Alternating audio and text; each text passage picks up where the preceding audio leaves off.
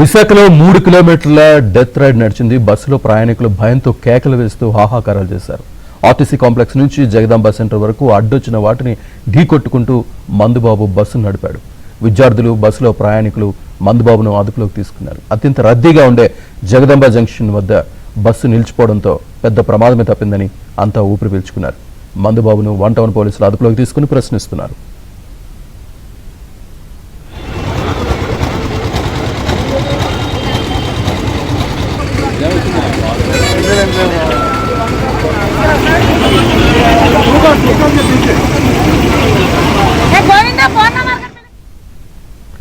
Visakha RTC complex వద్ద conductor టికెట్లు ఇస్తూ ఉండగా డ్రైవర్ కిందకి దిగాడు. పక్కనే ఉన్న మందుబాబు ఇదే అదనుగా అకస్మాత్తుగా డ్రైవర్ సీట్లో కూర్చున్నాడు. ఏం జరుగుతుందో ప్రయాణికులు గ్రహించేలోపే బస్సును స్టార్ట్ చేసి ముందుకు పోనిచ్చాడు. మద్యం మత్తులో ఉన్న ఆ వ్యక్తికి బస్సుపై నియంత్రణ లేకపోవడంతో బస్సు రోడ్డుపై అడ్డదిడ్డంగా దూసుకెళ్లింది.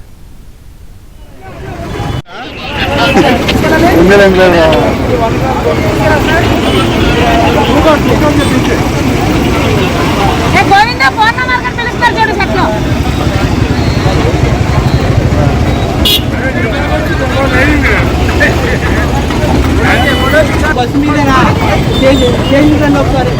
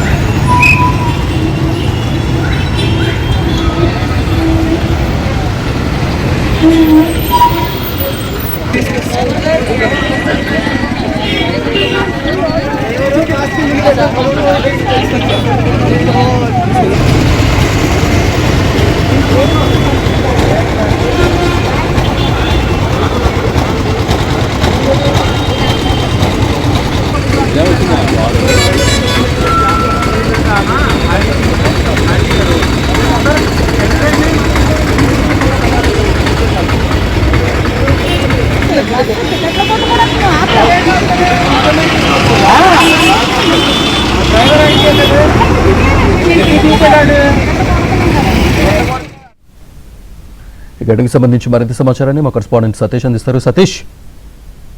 శ్రీనివాస్, విశాఖలో జగదాంబ జంక్షన్ లో అత్యంత రద్దీగా ఉండే ప్రాంతంలో ఒక్కసారిగా కలకలం రేపింది.